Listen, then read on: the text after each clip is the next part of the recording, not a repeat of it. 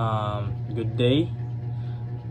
We're looking at a Java application named Simple REST API. The goal of this project is to create a complete and standalone RESTful API capable of managing a collection of items without relying on any internal frameworks like Spring or Jersey. So it uses only Java built-in like com.sun, .NET, or HTTP server library. So since all data is stored in application memory, so in memory it's very fast, but please take note that all items will be lost if the server stops or restarts.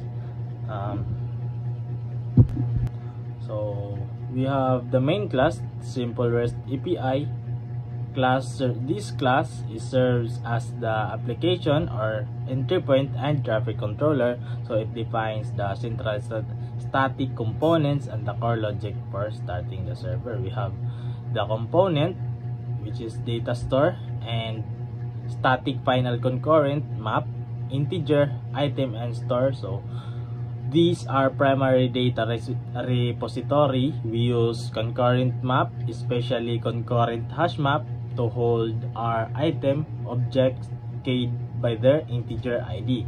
The term concurrent is a vital. It guarantees that multiple users requesting data simultaneously or multi-threading can safely read and write to store without data corruption. And we have a ID generator, a static final atomic integer or IDGen. So this object is ensure every new item receives a unique ID. Atomic integer is a thread or safety counter.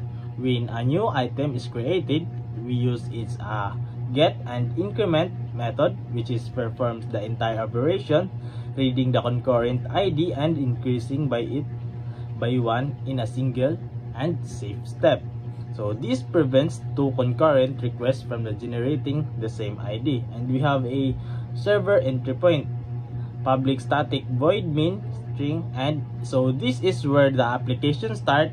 It first creates an HTTP server instance listening on port 800. So it then assigns to critical context or routes to different handlers, directing clients traffic to the correct processing logic.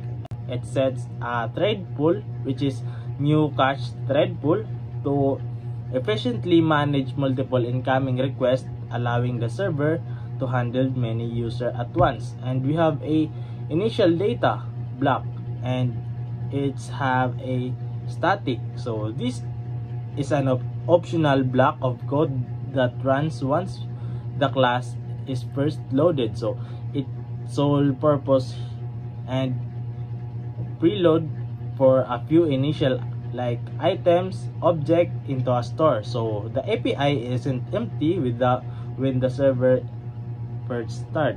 And the second, we have the model class, which is our item. The item is a class that is static or inner class that defines the structure of the API manages, and it has a components.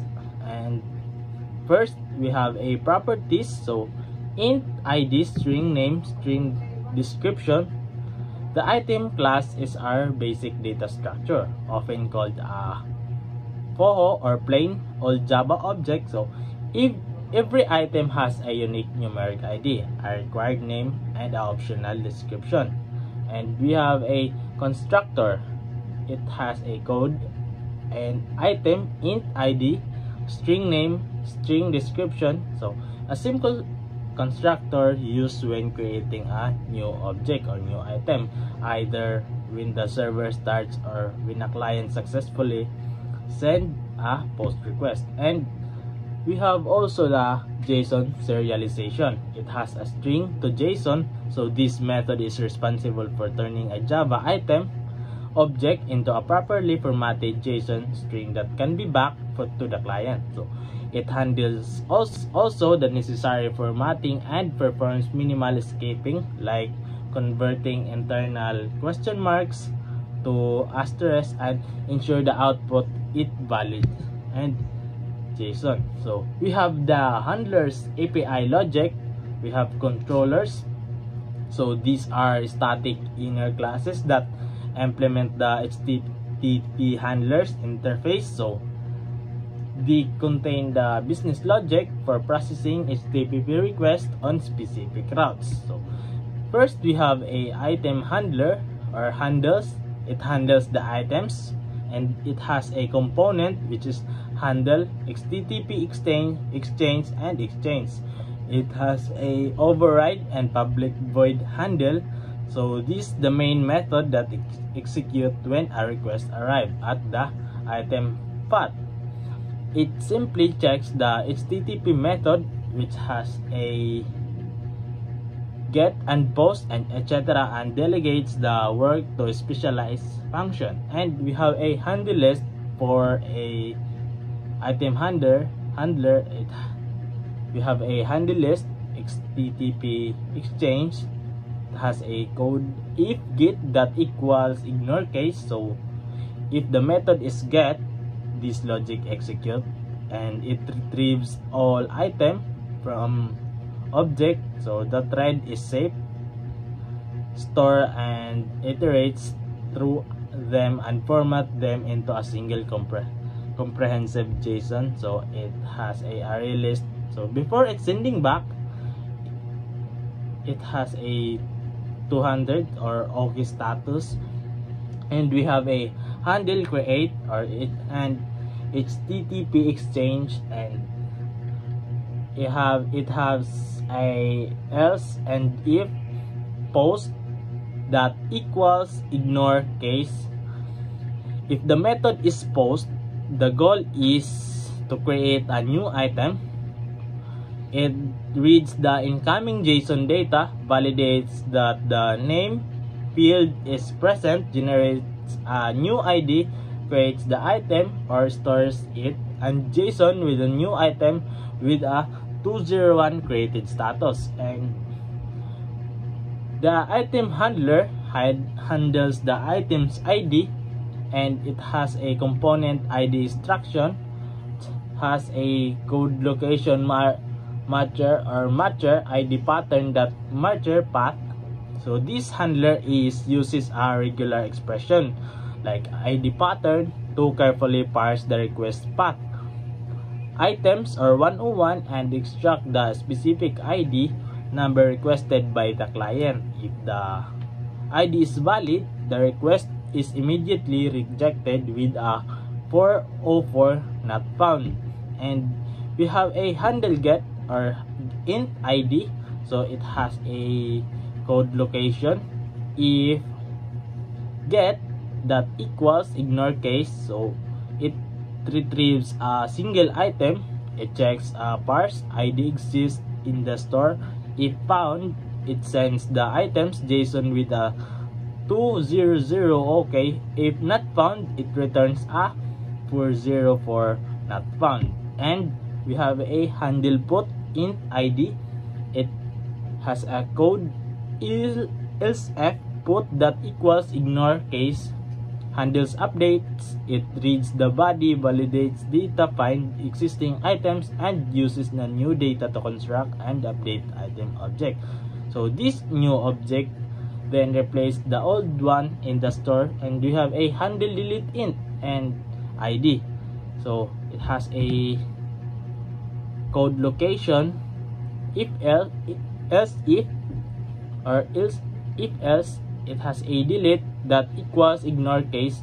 So it removes an item. It calls store that remove ID. So if an item was successfully removed, it sends a confirmation without 200 OK. So if the ID was not found, it sends 204 not found.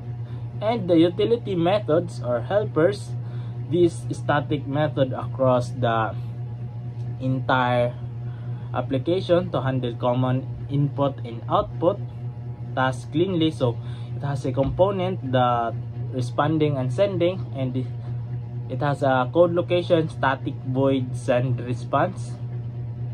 So these are standardized helper function that prevent code duplication, detect HTTP status like code 200 or 404, and the response body handles setting necessary headers, write the content to the client's output stream, and ensure the connection and exchange is properly closed. So send JSON especially ensures the client knows the data is JSON format, and it has a component also of the request body reader that has a code location of static map string read JSON body used by post and put request to process incoming data. So it requests the raw input stream from the client, convert into a string, and performs basic, which is custom parsing to extract the key of value like name and description map. And that's all. The output, and it from the local host. As you can see, we have a output